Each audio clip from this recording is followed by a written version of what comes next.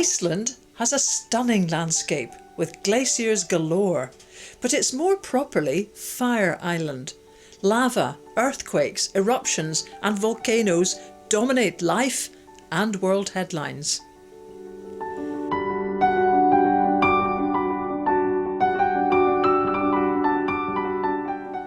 By the time you see this, the latest eruption at the famous Blue Lagoon could be over or much worse. A third of all the lava that's ever flowed on Earth has flowed on Iceland. Yet many islanders live here because of their volcanoes, not despite them. Why? That's what this film is all about.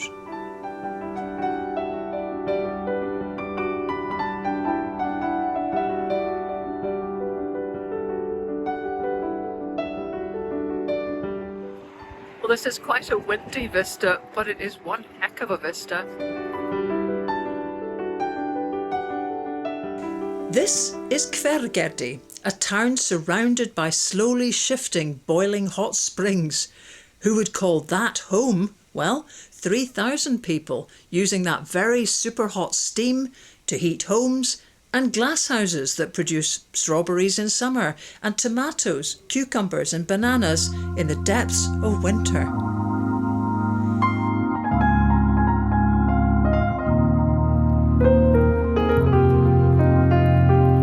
I'm here to meet Laufey Sif Larusdottir, who runs Ölverk with her husband. It's a restaurant and a brewery with a difference.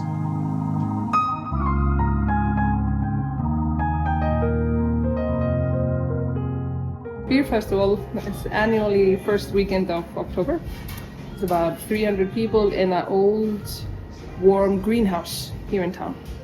So it's a big festival. We've done it 5 times, and big celebration each year. Yeah. So when we brew the beer, we have fresh cold water heated up with geothermal steam. So it enters the system of about 150 degrees Celsius.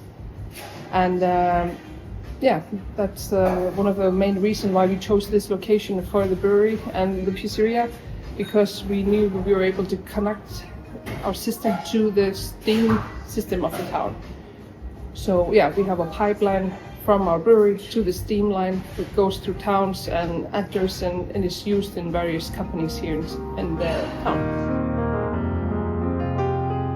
Have this steam entering the system about 150 degrees Celsius, and that heats up the fresh cold water. It's though in no direct contact with the cold water, so you're not drinking you're not drinking a fart-smelling beer. It's just the use of energy, so there's no sulfur smell or taste of the beer. Although it might be fun, good souvenir. I don't know. You can go to every part of Iceland and you'll find a small brewery there. That's new. Like 15 years ago, there were maybe 4 breweries in Iceland, but now we are up to about 30 with the big companies as well. So they're using maybe blueberries and some kind of trees and just vegetables. Others go just to a local bakery and just throw in some hot buns or like chocolate buns and cereal. So we go all over in the brew process. So the beers, although the brewers are many, we have each one of the breweries has its own unique style. The mother of the Santa Clauses. We have 13 Santa Clauses in Iceland, and they're all really mean. And this one, she eats you if you are bad during Christmas. So we don't have one Santa Claus, we have 13. And I think the town just forms because of this energy. Here we had hot water and this is hot springs. People were able to do their laundry, heat up their houses, and form their companies around the geothermal at that time. You see, that's the way you look at it, and that's what's so impressive about Icelanders, because you only see the potential, the possibilities, right? Somebody else coming in looks at hot springs that might move. Oh yeah.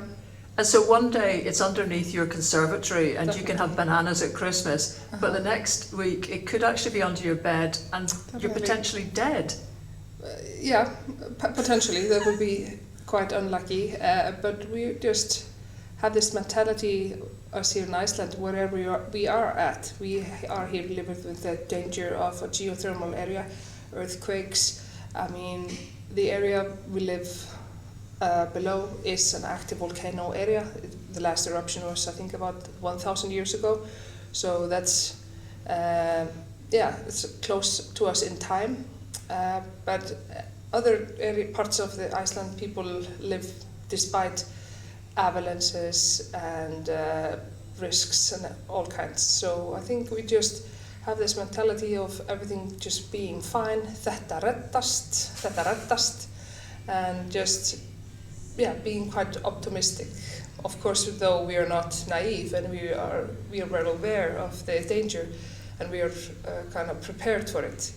So for us, for my family, for example, we do not deliberately put nice things on the end of the shelf. We kind of glue things down. We don't hang pictures on the walls on nails. We do it on hooks because of the earthquakes. Everything is kind of, we stick everything to the wall or nail it down to the wall. So, and we don't sleep how we have our sleeping arrangements. We would never ever put a big heavy painting above our bed or our children's beds. We just think about these things, like where you're sleeping, and just that everything is safe.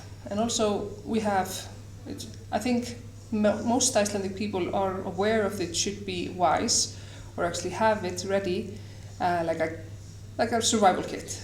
So just to have at least a blanket in the car, some like days worth of food and water, just in case. Batteries, radio-driven radios, battery-driven radios. So I mean, we are aware, and especially after the last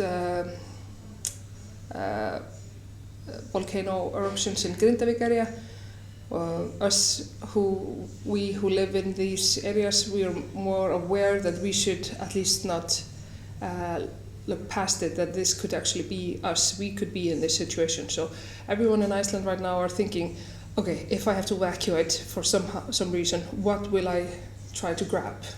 And will I grab the meatloaf from the stove, or will it be the family pictures or passports, or what will it be? All the wheels are still spinning despite the eruption. So we absolutely just must keep the show going, kinda. It's the mentality, and live a quite good life. We have enough energy. We have the nature to create hydro power plants. We have geothermal power plants. So we have enough energy, and it's a good for a nation of 400,000 people. I think we're doing quite well for that. How much does it cost for hot water and heating in your house, which is a 4-bedroom house, per month? We pay about 40,000 Icelandic kronas, which is about maybe 220 pounds-ish. So, 230 pounds per month for heat and electricity. So you're in the subarctic, and you could expect to pay that even in the winter, maybe 230, 250 pounds a month for everything. We don't feel much difference between summer or winter. We kind of just keep it at our nice 24 degrees Celsius all year round. Because we don't have much of summer here also, so we at least get warm inside, because outside during the summer it's not so warm. Do you notice people that come from other countries like Britain are just too hot when they come inside? Have you ever noticed this? Yeah, they come like they're entering from the Antarctica. So and then they dress off like really warm. They have their first layer and a sweater and a jacket and another jacket, and you're like, oh, okay. But I think they're just quite cozy and warm here. And I stay cozy and warm on Laufey's car tour to the latest hot springs.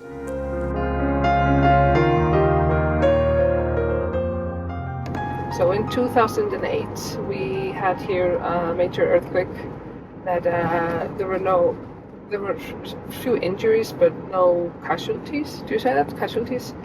But in that earthquake, there was before that earthquake, there was a big, really active geothermal area in the center of the town. After the earthquake, that kind of cooled a bit, so it isn't as active as it before, but another one formed above the town. So right now we're gonna drive to have a look at that new geothermal area, just open up in the hill of the mountains above the town. And there we have this bubbling mud huts, pools, and yeah, it's quite unique to see that it just so recently opened up. And we have to kind of think about that this kind of area can open up somewhere else in the next earthquake. You never know. But then how does the town manage to keep an energy supply constant when the source of the energy keeps moving around? Well, this is not the source of the energy for the heating and everything, the energy from the town. This is we have boreholes. They drill down on a few spots in town, so our energy comes from those boreholes. And those are constant then? That's so deep. They're deep. Yeah. They might be 1 to 2 kilometers deep, and there are few around town, but they're not all in active use at all times, because we let them rest a bit. They have to build up pressure, so some are being cooled and rested while others are being in direct use. This is some skill, isn't it then? They're quite skilled in this field. I'm not no professional, but this is just my basic general knowledge of how things are run in this field. See what's kind of coming here. Yeah. So all the trees are kind of dead here because they're what's it called? Yes, ground. Yes. Changed. Yes, actually. So here we are entering, and here we have a warning sign. There's a warning sign. Caution, hot spring area. Which you pay no attention to. Absolutely none. Right. Just driving. Just driving. Absolutely. This is the Icelandic way, really, isn't it? Yeah. Just to but keep of course, going. we do not tread into the hot springs. Mm-hmm. We take care, and we do not go past any warning lines. We don't cross any bands, like lines that are what's it called, restriction area lines. So we definitely do not go after and stick our finger into it and check how really hot it is. And because the area and the ground close to the hot springs is kind of sensitive. So you never know when the ground might crumble beneath you, and you might fall in something that just wasn't there yesterday. So you just want to keep yourself on the paths that are known. We stay safe. I agree. We stay safe. When I was here last, a long time ago, I heard people talking about maybe men who'd gone to the pub and walked home late at night. Maybe, they'd had a little bit to drink. And they disappeared. A shortcut.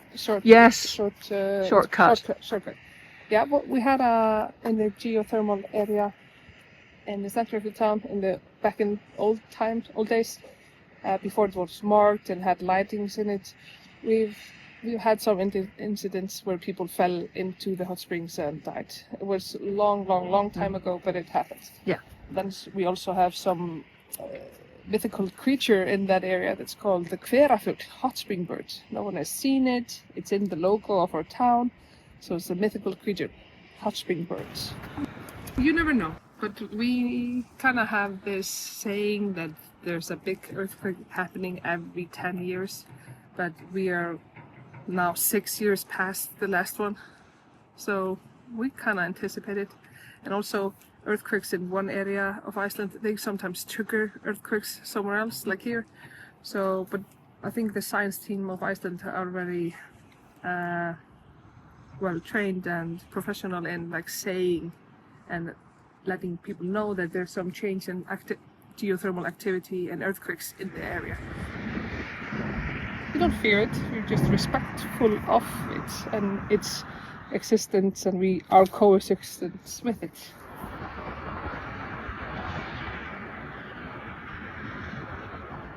Yeah, could happen today. Who knows? Live the day like it's your last.